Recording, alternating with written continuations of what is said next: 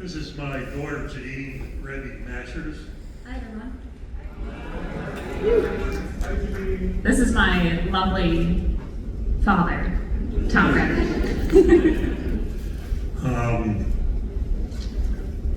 I just want to start off with saying I really appreciate being invited here.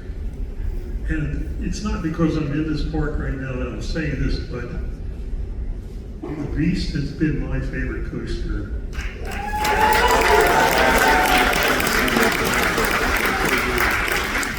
Since the first time I rode it, before it was open to the public in the spring of '79. It was also my first out of the shop work experience. My boss, Sam High, who I worked for 16 years, and then he had told me he wanted me to buy the company from him, which I didn't plan any of this. I came to Philadelphia Toboggan just to stop working in the tile factory. And I just figured I'll work here until I find a better job. It's 48 years later, I'm still looking for a better job. But I came to Kings Island like 23 or 24 years old. Didn't know what to expect because, like I said, it was the first time I ever out of the shop to work on the Beast cars. And I just fell in love with this place. Now, my home park, the closest one is Dorney Park, and I grew up in part of the Philadelphia area in Cheltenham, and my dad was a cop there. And the Willow Grove Park was my home park growing up, but ended up Dorney Park is the closest to us. But they're all great parks, but this place just holds a lot of special memories for me because I spent a week here installing the lap bars or the handrails in the cars because we shipped them here, and I'll explain that as we go along, without handrails. And it was just a fun week, and it was a lot of work, and 2 weeks later we were asked to send somebody back again, so I came back a second time, readjusted everything because these kind of moved fast and shake and rattle and little things came loose. And so I had readjusted everything, but that's the second time I was there was just all get out fun for me. There was a third time, and you'll see a photograph of a young man that I hired and worked for me for 2 years. And then he went back to being an engineer, so you'll see a photograph of Mike Booby, who he ended up with Claire Hain opening Great Coasters International. And it's amazing how many people worked for Philadelphia Toboggan and then moved on to something else for bigger, better things, whatever you want to look at it.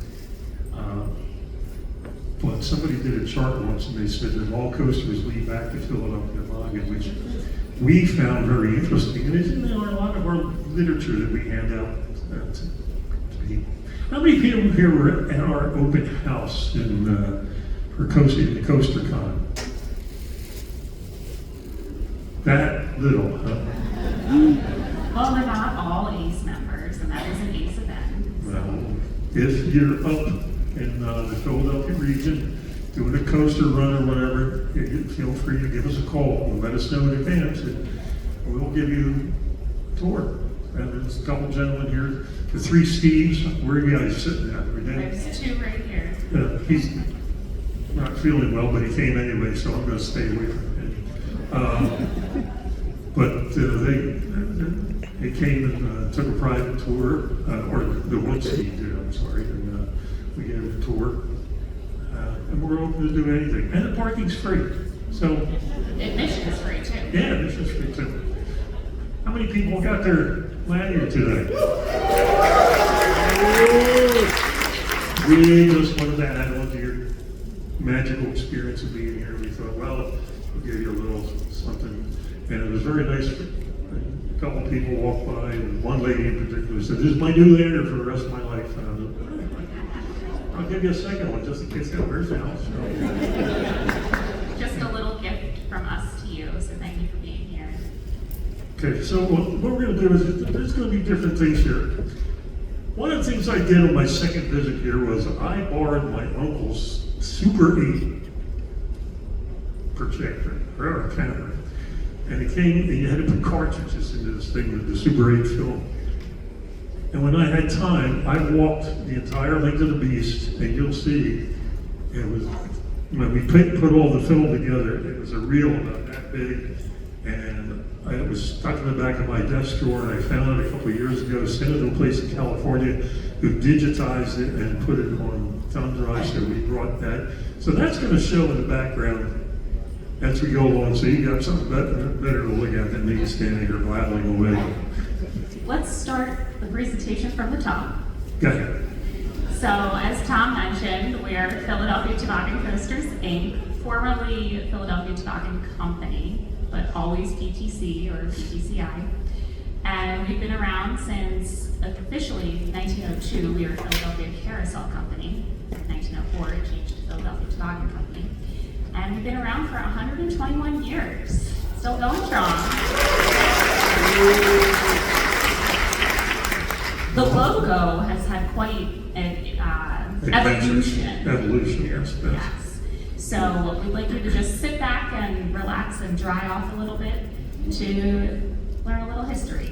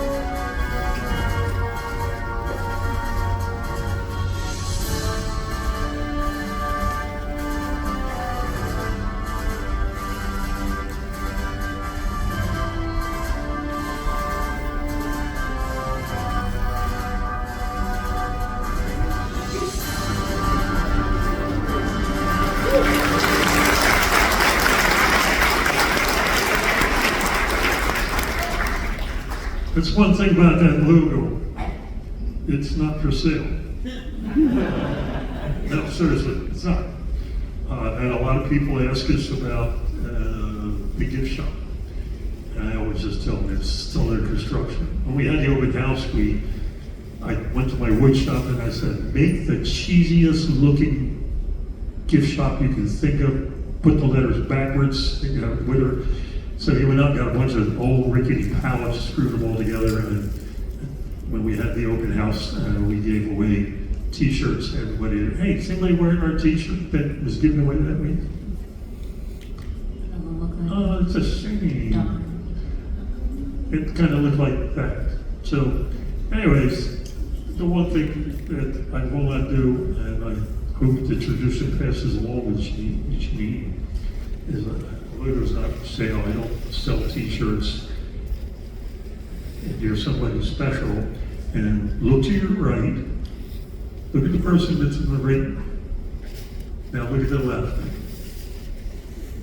You're all special because you got this.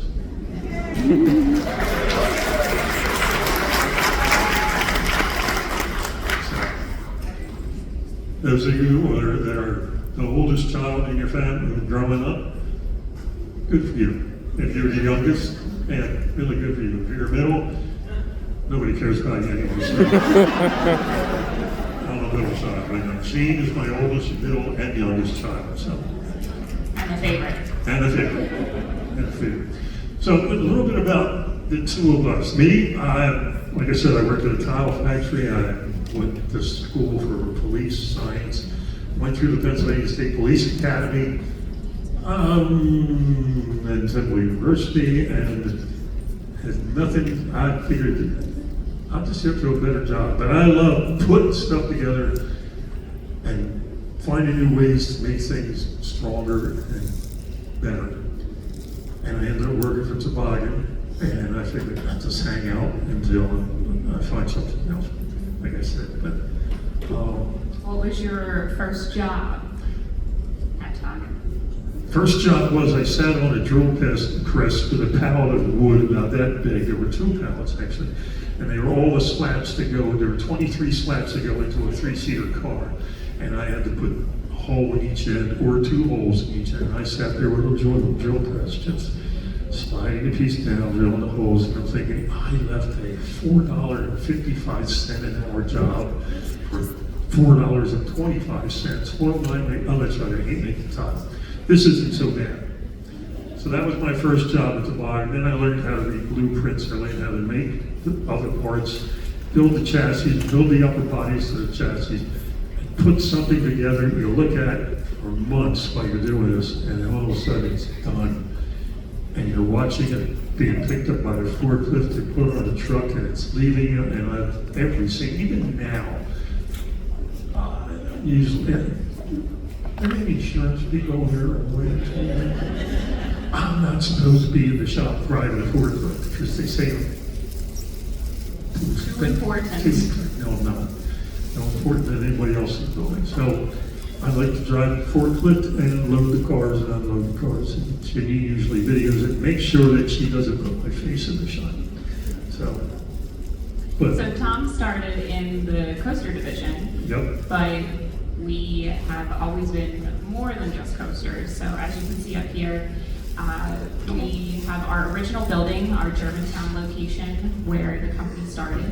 And then the center photo here showcases a little bit of everything. You've got some coaster wheels in the bottom, a nice Nightmare Fuel laughing Sal head on the corner of the workbench table, some carousel parts hiding in the back.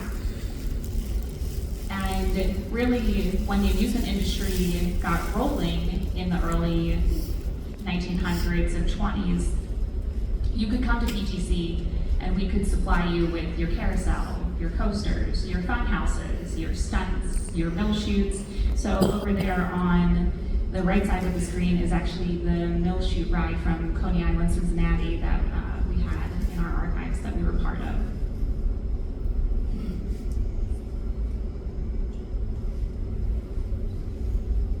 But time goes on, and Tom comes to work in 1977 to PTC in the roller coaster division. That's me standing there with, I did have dark hair a long time ago.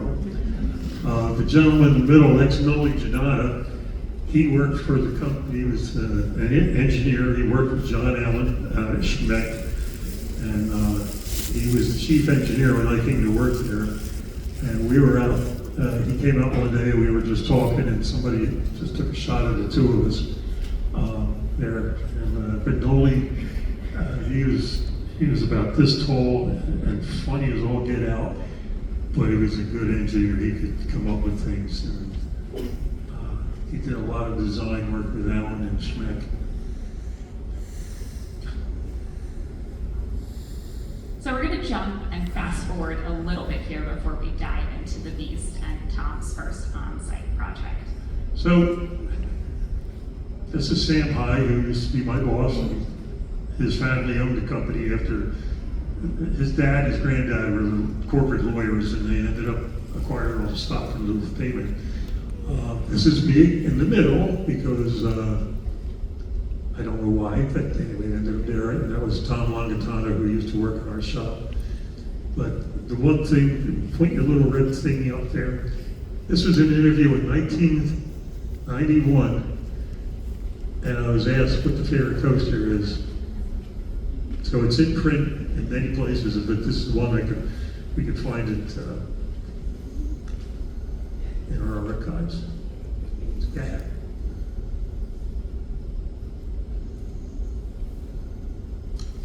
Sam and I are riding the Wolf Bobs, or the Timberwolf, sorry. It was opening day, the ribbon cutting ceremony. They were nice enough to invite us. And I was lucky enough, somebody took this shot of us, and just so happy that I have a picture of Sam and I doing that. I think we should all go back to wearing suits and dresses, right? Roller coasters. Wouldn't that be fun? I got dressed up for you folks today. I'm not wearing blue jeans, I'm wearing slacks. All right, so the Beast. Let's talk about the Beast. John Allen, there is a famous lore out in the community that he was approached by Kings Island to do the Beast. Kurt Summers Engineering. And John was into his retirement, and he really didn't want to come out of it, but there's a funny story that he came out and met with some park engineers here at Kings Island and said, you know, all you really need to know is physics, so here are the formulas on the back of the restaurant menu. Have at it. Good luck. I think they did pretty good. Now, so here's something fun. This was the original artist concept that was sent to us for the Beast. At the time, I'd been with the company 9 months, and they asked me to take over a shop foreman. And that was early 78. And next thing I know, they called me in the office and saying, well, we got a project and we're going to take you, we want you, we're going to give you 4 guys on this side of the building and your 5 guys working in the shop. They're going to make the parts, you're going to bounce from this side to that side because we got to build all these cars for this new ride in Kings Island. This was the artist concept. And then I was told, put everything together for one car because we're going to ship it to Kings Island with no paint. They're going to do the paint job, then they're going to put it on a truck, send it to Atlanta for the IAAPA show, International Association of Music Parks and Attractions, and they're going to present it, and it's going to be the big opening about the Beast. So the one car we did, and I have a photograph, but it is so out of focus that we don't want to put it up here, but we have the original artist concept that Kings Island sent us, and that's what the Beast was going to look like. Fire engine red, tuck and rolled seats. They got buttons in them things. You know what happens when people get in there with combs and 18-speed wallets with the chains hanging? They pop all the buttons off. So that was the biggest problem the first 2 weeks in the park. Open the Beast was the buttons keep coming off of the seats because people keep picking them and pulling and taking souvenirs and whatever. So they ended up putting just smooth upholstery. They did a great job. They got it all done so quick. But this is what the train would look like. Fire engine red, and it had gold leaf paint on the seat sides. The same stuff we put on our fire. I belong to 2 different fire departments. The same stuff that we had put on our fire trucks. Gold leaf.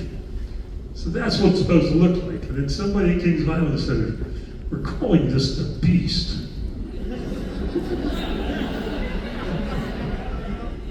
The Friendly Beast? So they changed the whole idea. They took the lantern off, the cow catcher off the front of it, and And then we sent the cars out, like I said earlier, they weren't even painted. And because we didn't have the handrails ready to go, the foam ejector didn't have it done in time. And that's why I came out here for the first time to install the handrails. And I'm looking at all these cars, and you're going to see it in the video. I took, like I said, I took as much as I could because I figured something about doing this job special. And I'm glad I did because I preserved from 1979, they got it digitized, so let's go. Bree's working on it. Okay. They painted the cars in this blend color. It went from one color into the next, all the way down the sides, and as you can see, there's no music, there's no sound, so if you have a question, keep it to the end. These cars they were out in one of the picnic pavilions, as you can see, and the side there, it looks like it has scratches on it. That's brass, kind of a brass plate. I forget if it was aluminum, bronze or not, but that was where the side kicker wheels would catch the cars and shoot you out to keep the speed up so the other next train behind you would not catch up. We don't like that in this industry. As much as you folks, please don't ever say we do.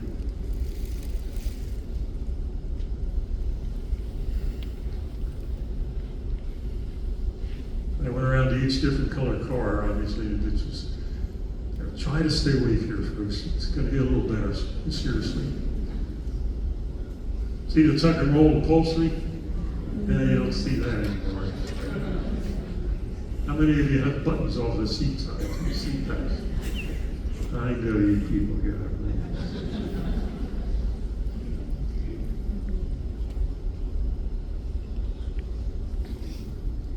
How long did it take to build the cars? We started in August, September, cutting the materials. The chassis on the Beast, Noli was so concerned about the size of this roller coaster and how fast they were estimating it was going to go, that the chassis had to be built up, and we want to make them stronger. Now there's a main rail that runs on both sides of the car, down where your feet are.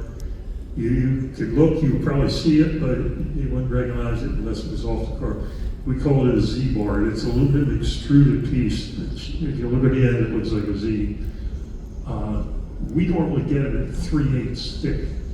We had to order a bigger size because we were concerned about, number one, height and speeds it was going to reach. So they had to order it. It was 9/16 thick aluminum. And we had to order like 50 pieces of 25-foot long. And we had that stuff for years afterwards. But Kings Island ended up buying it all from us because they said, well, if you've got it and it's in raw form, we'll just buy it from you and we'll make the part as we need it. Well, this was just shots all down in the park, and sorry for the quick panning on things. I was very patriotic at that moment.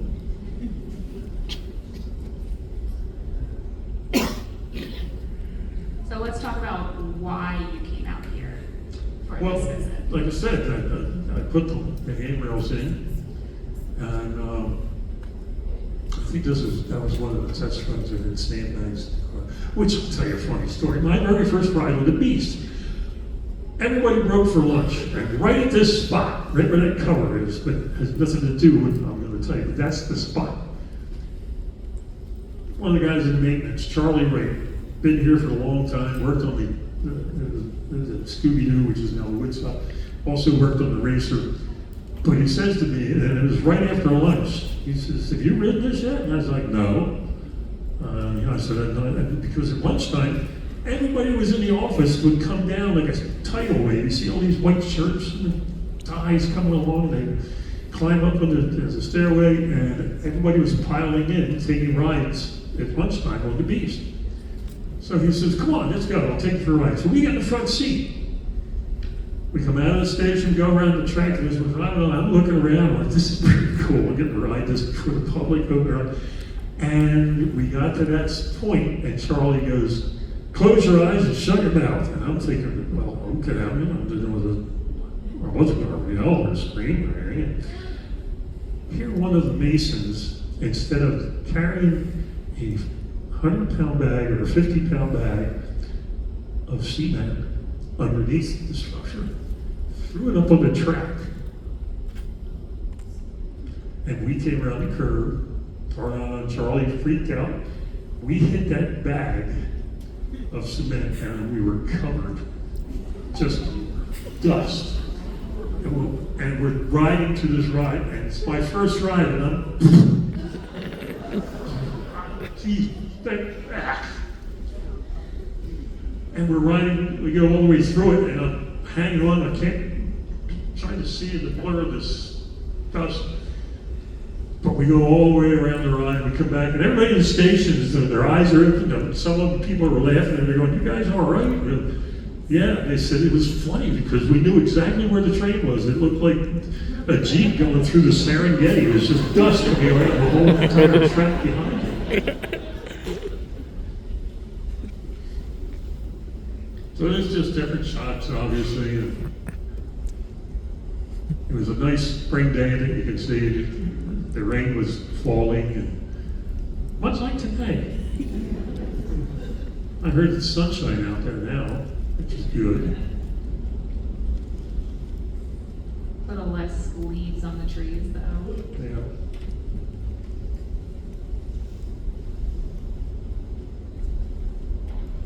So that was my very first ride. And then months later, when Mike Moodley started working for me, Mike in 1974 held the world's record for endurance on a roller coaster. He rode the Coney Island Cyclone for like 3.5 days. He did the Guinness World Record thing. And there's pictures of Mike as he's trying to get out of the car, and he's just like drooling, and he doesn't like when I tell that story. But Mike, all he talked about was the Coney Island Cyclone. Nothing will ever beat the Coney Island Cyclone. Coney Island Cyclone is the best coaster in the world. And I'm like, you gotta go out and ride this piece. It can't be any better than Coney Island Cyclone. Can't be. So, Mike and I come out, and there's the car as pretty as ever. There's the crowds waiting to ride them.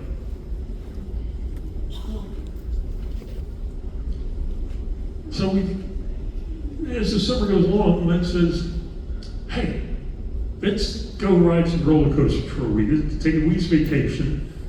And I'm like, yeah, okay, fine. He says, yeah, we'll take my mom's car. And when I pulled the driveway, I found out it was a 77 Pinto station wagon. Had no air conditioning and had no radio in it. So he hooked up an 8-track with his hard metal, heavy metal, 8-track cassettes, popped it in this thing. We ended up stopping at Sears, and I bought a John Denver tape and George Carlin tape, and we took turns playing tapes. So we did a coaster run, and we started in Pennsylvania, and went up to Music, PA, and across to Harvey's Lake, and then out to Kennywood Park, and then up to Waldameer Park, and a couple other parks in between that had coasters that I know now defunct.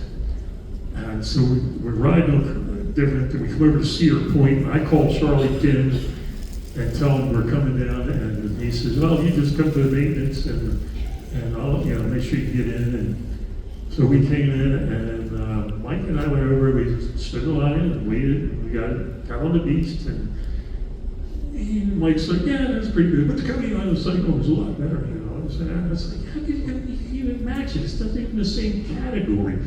That's a cyclone coaster. This is a true out and back with a double lift hill and a 120-foot double helix. So I just say, all I did was walk along behind him, film the train going up. You see that bunch of people? Well, when it comes over the other side, it's a whole new bunch of people in there, because I just walked around the station at the track as this was running to the public, and took this Super 8, which is now video. So Mike is going on about how good it was, or Coney Island Cyclone. So So while we're here, I bump into one of the maintenance guys. I forget his last name. His first name was Tom. I remember that. I don't know why. But he says, "Hey, I know you were here. What are you doing?" And I said, "I'm just out here. We're doing a road because when he goes, well, where you stay?" And this is part of the deal. We were camping. We had a 2-man pump tent. Look at the size of me. Look at her. Mine was just a little bigger than her, but not as big as me. We spent one night in the tent. That was it. And we ended up mooching off a friend that lived out in Pittsburgh. Another one where we stayed at his aunt and uncle's house. But we were bumping the Tom, and he goes, "What are you guys doing here?"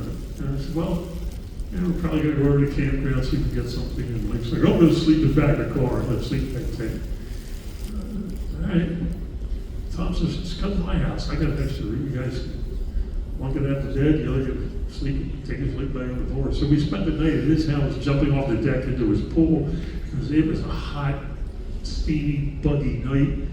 And so that was one of the fun things. Then when we came back the next day, Tom said, "Oh, I'm working third shift, stick around." So we did. And I kind of knew why he asked to stick around, and I didn't tell Mike. So we go up on the Beast at closing. They do the fireworks the whole bit, and then the parks close. But you don't have enough weight in the cars to get them back up into the station, into the staging area, in the braking area after the helix, or before, after the helix, but before the station. Just not enough weight in it, so they had to run them out. So here's all these young kids that all worked here on the rides. They're all running over, jumping in the cars. Tom says to Mike and I, "Get in." So we sit in the front seat. We go around the track, no lights and no brakes, because they needed the speed to get it all the way up the next hill, around the helix, and then in. And the moment we came into the braking station, as soon as that car stopped, we were out, running down the track. We hopped into the next train, and we went out. So we did this 3 times. Go. Were those trains stopping? Sort of.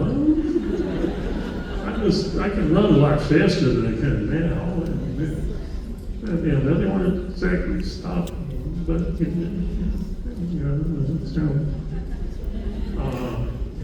anyways, when we were done, Mike was like, "This is the greatest ride in the world. It's wonderful. It's amazing. They should run without the brakes all the time." And I go, "No, I don't think they want to do that to the general public." So Mike fell in love with the Beast, but I'm sure he has his other favorite coasters. In fact, I should call him and ask him sometime.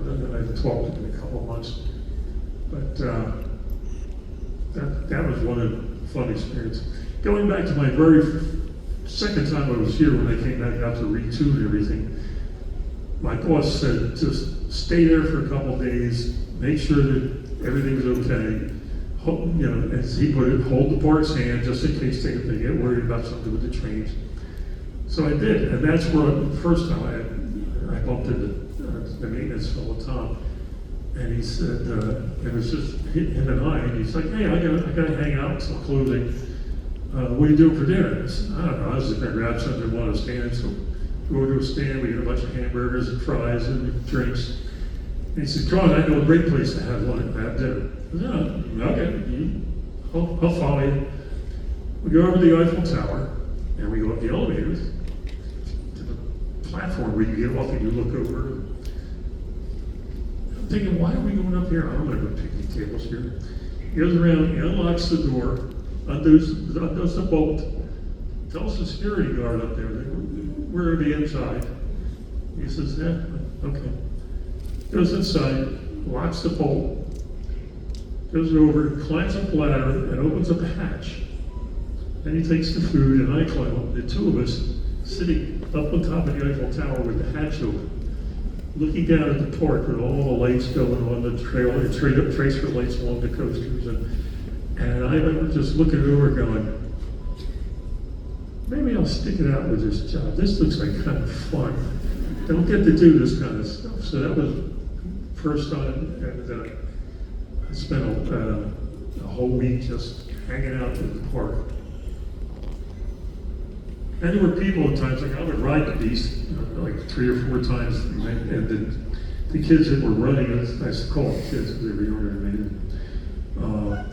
They knew who I was, why I was there, and so I just sat there, and sometimes I'd ride the next car back, and I just watched how everything was coupled and everything was shaking along, and then somebody else would get on. They go, "You were on here earlier this morning. Are you riding for a world's record?" No, this is my job. What do you mean it's your job? Well, I work for the company. We built these trains, and I was sent out here to make sure that everything's okay with them. How do you get a job like that? I said, I don't know. I just came here till I found a better job. I'm thinking I'm going to like this. Trust me, I didn't plan any of this. I didn't plan to buy a company, do anything. But I'm so glad that things happen to you for reasons I can't explain. And you meet the most amazing people. You're going to meet a couple of them after us that are very special to the beast. And there's people in this amusement industry that are just wonderful. And it's just the nicest people. You know, everybody says, oh, East Coast, Philadelphia, you people are so, throw snowballs at Santa at football games. I wasn't even, I didn't do that. But I found in travels, no matter where you go, you need amusement park people, and they are different. And you think they're nice here just because they're nice like that all the time. And we last night, Mike set us up for dinner at the brew house, yes. And a very nice young lady came over and took our orders, and we got talking to her, and she's been here 7 years. Her name was Shelby. I remember that because I have a Shelby.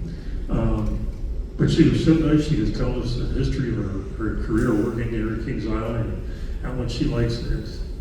It's not an act. People that stay here for jobs or any amusement parks that stay for lifelong jobs. And some of the folks here, I've asked it in the last day they're leaving here, like, how long you been here? Oh, 7 years, 10, 8 years, 10 years. I started here when I was 16, and it just gets in your blood. And it's just fun.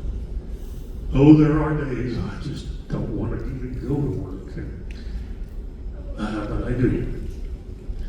Maybe because she's... It's a great industry, it really is. See, Jane did give a little bit of background on her, so go ahead. It would have been you. See, first roller coaster she ever rode was at King's Dominion. She was 4 years old. I had my arm around her sitting in the front seat of the Scooby-Doo ride, and I'm holding her right wrist, and I'm trying to talk her, and she's looking around and laughing, and I'm saying, it's good, it's going to be fun. It's not that tall, it doesn't go fast, it's not violent, isn't it? We get to the top of that Scooby-Doo ride, and I'm thinking, oh God, don't let her start crying. This would be a horrible picture if somebody takes it. As we crest the hill and go over, this one goes. And I'm sitting there. Enthusiast was born. And I'm sitting there going, no crap. Oh, it's all done. It's all done. Oh, that was 15 minutes of your life. You'll never get back to me talking to you. That's some very special footage, though. I mean, honestly, it's kind of like opening the Disney Vault that hasn't come out of Tom's desk for a very long time. So kudos to you, you get to see it. But real quickly, just about me, I went to school to be in education. I'm a certified teacher in Pennsylvania, birth to 6th grade, so I could teach 0 to 12 years. And I came out of college in a rough spot during a tough time in our teachers union. And yes. Can I tell my favorite part? Sure. Okay, she hates this. So it's her senior year in college, and she just wouldn't drop things and go to China with me. And, no, I got to stay and do finals, Dad. I can't just go away and do something. Spring or winter break, we're in Vail, Colorado. We're at the top of the mountain at 2 Elks Lodge, having lunch. And I said to her, well, in May you graduate, what are you going to do then? She says, well, I don't want to take a full-time job because I'm going to be going out and I'm looking for a teaching job. And I'm going on job interviews and I've got so many resumes out. I don't know. I don't want to wait tables. I don't want to take a job and then have to leave. And it's not right for the other people that have to cover for me. And I'm supposed to be there to do a job. I said, well, you need an understanding boss that knows your career goals and is willing to let you drop it and leave at a drop of a hat. She goes, yeah. And I go, I wasn't looking for a job from him. I surprise you. You will not be the princess. You will not be anybody special because I'm not anybody special. I just was lucky enough to do what I'm doing. And if you stick it out until you find your teaching job. So 15 years later, I'm still looking. Now, I ended up pulling my resume about 4 months into working full time and just kind of fell in love with what I was learning and still learning. So it's 14 years now, headed into 15. I've got to catch up to Tom's 48 wealth of knowledge, but it's great. It's a really fun industry. It's so special. And working with your dad every day, there's also, it's very special. I come into work and I have to pass her office first.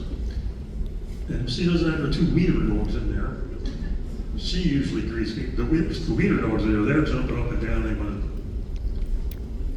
to, but she usually greets me with a smile and says good morning. So for me, it's Father's Day every day for me to go to work anymore.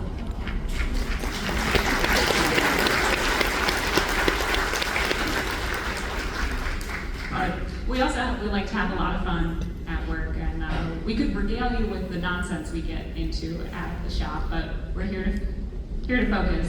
Grab us later, we can tell you the fun story. So, jumping back in, here's Mike and Tom on one of their road trips in the 90s, where I forget what part. We were at Carousels. We were at Carousels, and they had just opened up the. No, it wasn't Twister. It's flying turns. Thank you. We didn't go with it. I just don't remember.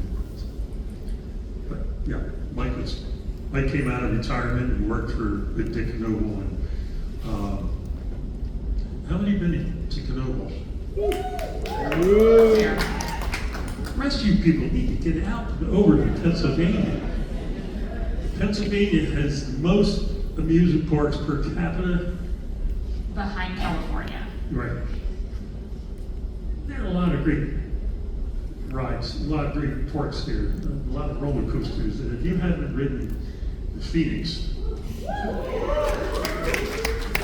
see, you know the moves we just got. So it's a fun ride. All right, so jumping back to Kings Island and PTC's history. So here you'll see we have John Allen, who was very instrumental in the Racer. Have you gotten any rides on the Racer yet during your visit? A couple of you? Yeah, you'll ride it later. But so he was in charge of designing that lovely racing coaster. Kings Island has done a tremendous job at keeping up. It opened in 1972. And I really love the red, white, and blue paint scheme on it. It's really special, makes it pop. I got to meet John Allen 6 times. I was, like I said, shop foreman. And he would come through the shop, and he had a little bit of a limp because he had broken a leg. There was never that problem, but he kept walking through the shop. And he'd go, hey kid, how you making out? And I'm like, I come over, yes sir, no sir. And I just read a book called Fun Time USA. First guy's name is Tim, and he's got his second name is Aggie. I knew somebody would know it. But there's an interview with John in there, and his same picture, I believe, and they ask him what he thinks about steel coasters. And in the interview, he says, don't like them, because I don't know anybody small enough that can walk through those tubes to check the wells. That's what the book said. So I just told him I read the book, and I thought it was interesting what he said about the steel coasters. And I said, how you feel about him now? So it's like, the book was like a year or two, a couple of years old, and he just goes, I don't know any that could fit inside those tubes. And I'm like, you didn't see that in the book, but I can understand why. It's like, John was not really PC about stuff. It's fun to talk to, but... Sorry? Okay. So here's a nice shot from 72 from our archives of when the racer was being built. I think they had plans to fill in a whole bunch of other stuff around it somewhere. And then some just nice coaster photos. Maybe you'll see your friends in there. So another coaster in this great park that PTC has had a part in is Scooby-Doo, originally now known as Woodstock Express. John Allen also designed that and worked with the park. That year he designed, I believe, 3 style Scooby-Doos that went out across the country. Currently in our archives, we don't have any photos of it as Woodstock Express, so I need to get some of those. It's had a couple names, the Beastie being one of them.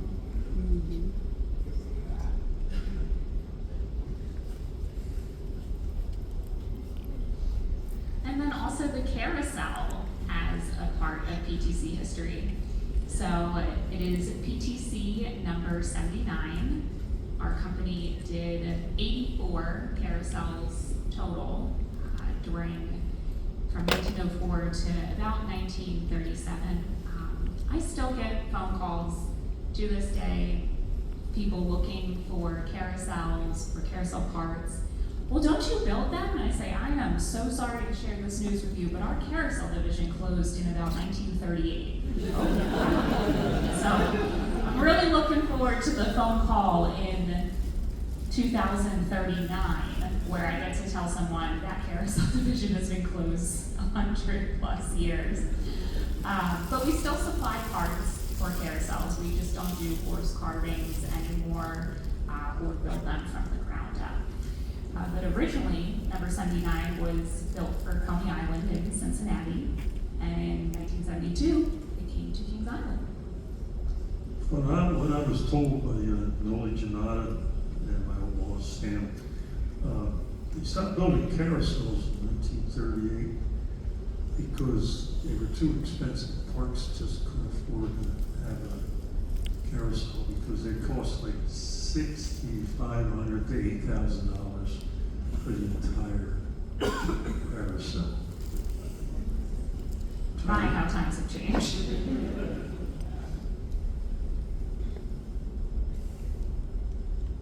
And one more shot of that lovely carousel. Did you get a chance to ride that yet?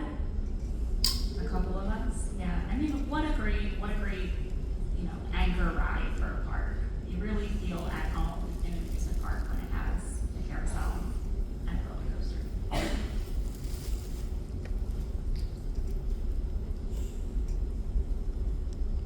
So for 53 years, we've been working with Kings Island. It's been a great partnership. It's a great park to work with. There was a gentleman who worked there, and he's head of the maintenance division, and he called and asked me if I was willing to build trains for a ride that was not PTC. And we looked into it, and I called him back and said, I don't think I want to get involved with this one. And he said, well, we'll talk about it more later. And we came up to the trade show, and he came walking up to me. And he said, it's in the booth, and he asked me, he said, have you changed your mind? He thought, I said, no, I don't want to do this. And I said, there's a reason behind it. And I said, you're a good friend. Kings Island's been a great friend. And I'd like to keep it that way. Because I don't want to see something go wrong and then our friendship is no longer going to be there. So let's just keep the status quo. And that's what I feel about a lot of parks. They're good friends, and a lot of personal relationships with the parks owners. And the parks, sometimes you may not know, like, is it Sunday your last day or Saturday? Saturday. He's retiring. He had his party yesterday. We kind of interrupted it, but he was nice enough to chat with us. But he may go, but there's always somebody just as nice to take his place, I'm sure. Where are we at? We're at the end, and technically 8 minutes left. So Ooh. if anybody has a question, Yeah, you were first. Loud.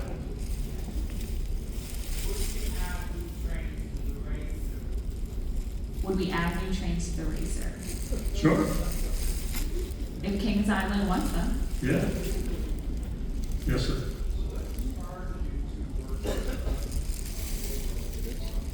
Because I hated making bathroom tile. I did it for 4 years.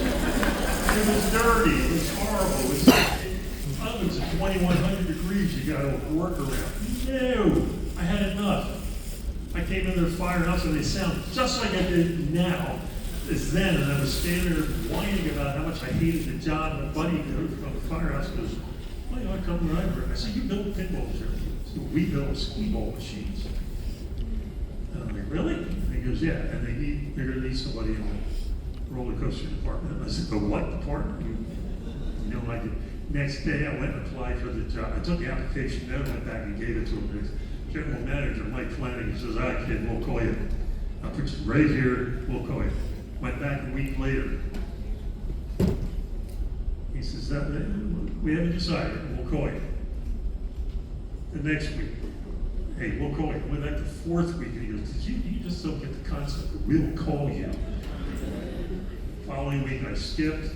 I get home, my phone's ringing, I got my motorcycle home. Hang on, right? We didn't take it home. Can you start tomorrow? This is Mike at Philadelphia. So I got to give notice to the place I'm working at. And he goes, "All right, how about Monday?" I said, "I can do that." Went back into tile. This is how much I love making tile. I went to my boss and said, "Yeah, Friday's my last day." He goes, "We require 2 weeks notice, but we'll never give you a good review if somebody calls and wants to do a background check on you." I said, "Well, Mike, in 2 weeks you're going to notice I haven't been here." Or Dave, I'm sorry, his name is Dave. And that's what inspired me, was I hate time.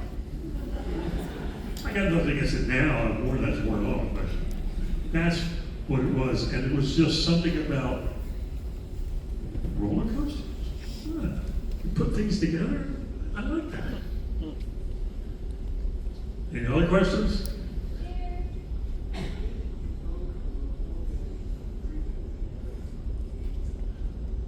Well, The question was, when did you go from a 4-bench to a 3-bench on the trains of the Beast?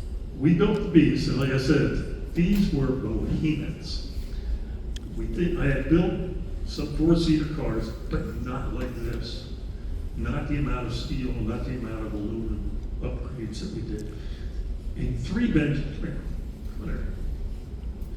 In 3-bench, now, that's 3 feet, okay? So, how am I gonna do this? All right, where I'm standing, keep moving. Keep going, keep going, go, go, go, go, go, go, go, go, go, go, go, go, go, go, go, go, go. That's about 101 inches between my shoulder and her shoulder. That's what a 3-bench train was. Add another 32 inches onto that. That's what the Beast was. Right about there. So he would be row 1, and I would be row 4. So it ran that way. And I came back for a visit, and I went, they shrunk.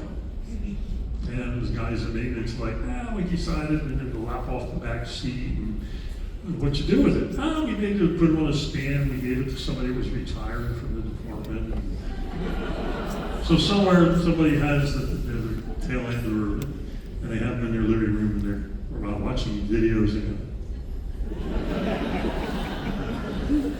but it wasn't our decision to do that. Kings Island decided to do it. I'm only guessing because that way it's the same as what they got going on the racer, and they can interchange a lot of parts. So,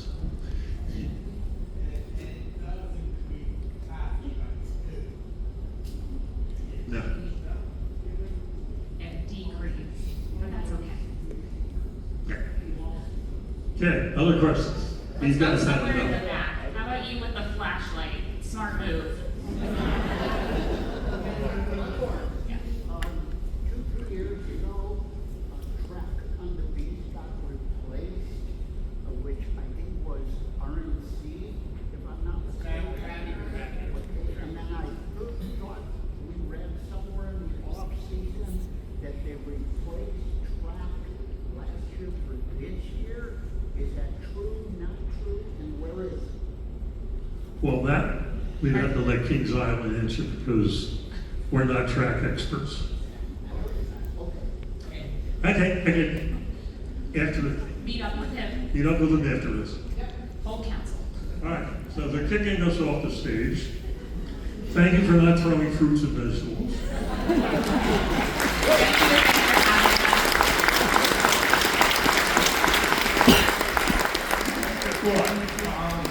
Tom and Janine, thank you so much for being here today and sharing with us. I mean, the video was absolutely amazing, right, guys? So,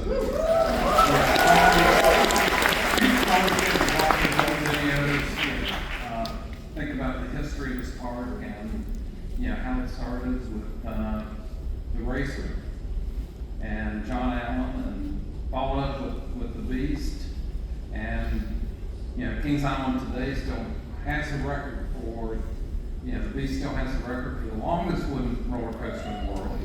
And Kings Island has a record for the most wooden roller coaster track in the world of any park in the world.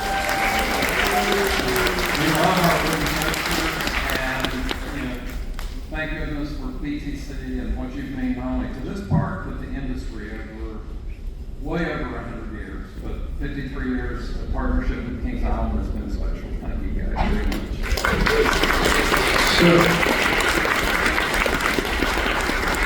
before we walk off tragedy, we have something for you to take home if you want. We won't tell anybody, but we had our graphic artist make a couple of these up. Sit down here. We'd like the park to have them.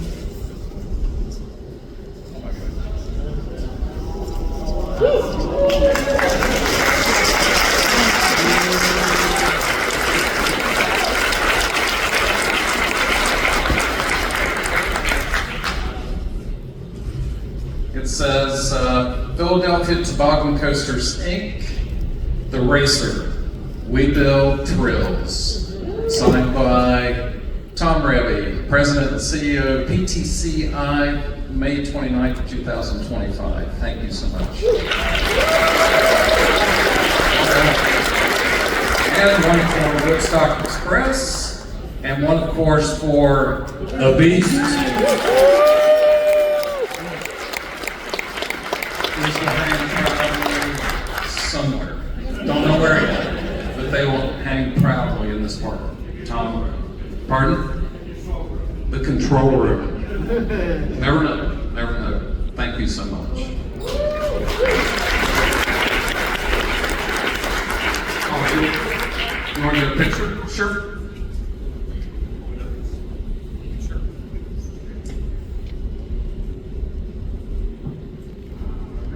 And 3, 2, 1. And 3, 2, 1.